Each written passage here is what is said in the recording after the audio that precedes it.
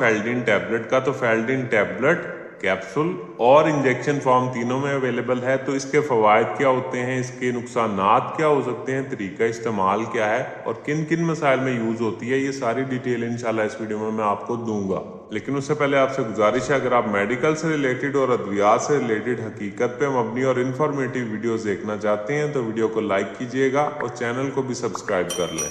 तो चलते हैं अपने टॉपिक की तरफ। तो ब्रांड नेम है फेल्डिन, फाइजर फार्मा इसको बना रही है जो कि एक मल्टीनेशनल फार्मा है। कीमत की बात की जाए तो 730 रुपये में 40 डिस्पर्सेबल टैबलेट्स की फॉर्म में अवेलेबल है। डिस्पर्सेबल से मुराद है हल हो जाती हैं पानी में या किसी माया चीज़ में या मुंह में भी रख के आप इसको डिजोल्व करके इस्तेमाल कर सकते हैं। इसमें जो दवा शामिल है वो है पायरोक्सिकैम 20 mg। तो पायरोक्सिकैम बेसिकली एक non steroidal anti inflammatory drug है। ये ऐसी अद्वियात होती हैं जो दर्द और सोजिश को कंट्रोल करने की सलाहियत रखती हैं, लेकिन स्टीरॉयड नहीं होती। तो बेसिकली पेन किलर्स हैं।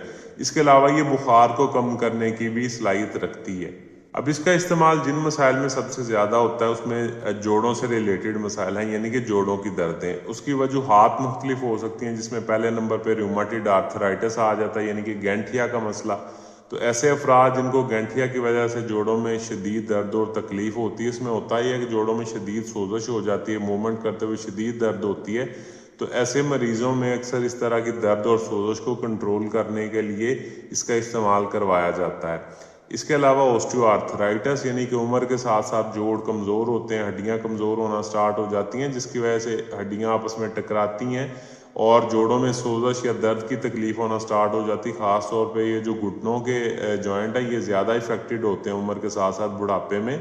तो ऐसे अफराद में उनकी इस तरह की दर्द और सोजिश को कंट्रोल करने के लिए भी इनका इस्तेमाल करवाया जाता है। इसके अलावा इसका इस्तेमाल गाउट में भी किया जाता है। गाउट से मुराद ये है कि जब यूरिक एसिड की ज़्यादती की वजह से आपके जोड़ों में दर्दें होना स्टार्ट हो जाती हैं, तो इस तरह की दर्द और सोजिश को कंट्रोल करने के लिए भी इन मरीजों में इस्तेमाल करवाया जाता है। इसके अलावा भी अगर आपके किसी जोड़ में या किसी हड्डी को कोई तकलीफ है, कोई बोन फ्रैक्चर हो जाती है, टूट जाती है, फ्रैक्चर हो जाती है, तो उसकी दर्द को कंट्रोल करने के लिए भी इस्तेमाल कर सकते हैं। उसके अलावा कोई ज़र्ब लग जाती है, कोई ट्रॉमा, कोई इंजरी हो जाती है और हड्डी को चोट आ जाती है, जोड़ को चोट आ जाती है, तो उस दर्द और सोजिश को कंट्रोल करने के लिए भी आप इसका इस्तेमाल कर सकते हैं।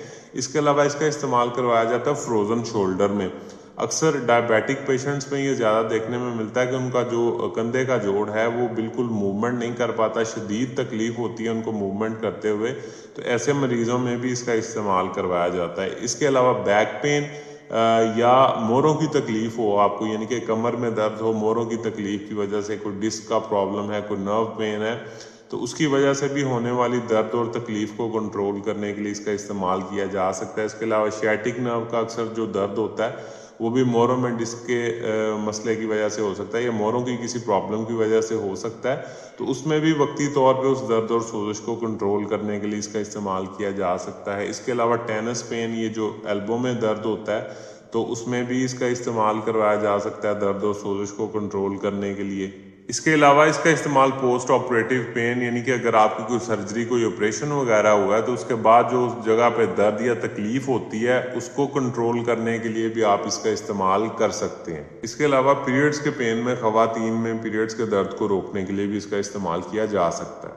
अब बात करते हैं इसके नुकसानात की। तो नुकसानात में वही जो दूसरी पेन किलर अद्वियात के साथ होते हैं, आपके मैदे में अल्सर या जख्म की शिकायत हो सकती है। अगर ऑलरेडी आपको अल्सर या जख्म की शिकायत हो तो वहाँ से ब्लीडिंग का खतरा बढ़ जाता है। मैदे में सोजिश हो सकती है, मैदे की दर्द हो सकती है, पेट में दर्द हो सकती है, उल्टी मतली की कैफियत हो सकती है, लूज मोशन या डायरिया हो सकता है, स्टूल का कलर ब्लैक हो सकता है या ब्लड आ सकता है स्टूल में। इसके अलावा कुछ अफराद में कब्ज की शिकायत भी देखने में मिल सकती है या आप इसे एलर्जिक हों तो कोई एलर्जिक रिएक्शन देखने में मिल सकता है। अब बात कर लेते हैं इसके तरीका इस्तेमाल या डोजेज की। तो डेली की एक डोज लेनी होती है, या 10 mg की या 20 mg की। वो डिपेंड करता है आपकी कंडीशन पे, आपके बॉडी वेट या आपकी एज पे कि डॉक्टर्स आपको 10 mg खिलाएंगे या 20 mg। तो डिस्पर्सेबल है तो 50 ml पानी लेना है आपने, उसमें मिक्स करके डिजोल्व करके आपने इसको इस्तेमाल कर लेना है, या किसी माया चीज़ में अगर आप इसको मिक्स करके खाना चाहें तो ले सकते हैं। इसके अलावा अगर आप इसको मुंह में रख के डिजोल्व होने का वेट करते हैं और निगल लेते हैं तो भी आप इस तरह से इसका इस्तेमाल कर सकते हैं। तो ये सारी डिटेल थी जी फेल्डिन से रिलेटेड। उम्मीद है आप लोगों को पसंद आई होगी। इससे रिलेटेड कोई सवाल है कमेंट सेक्शन में आप मुझसे पूछ सकते हैं। अपना ख्याल रखिएगा। अल्लाह हाफिज।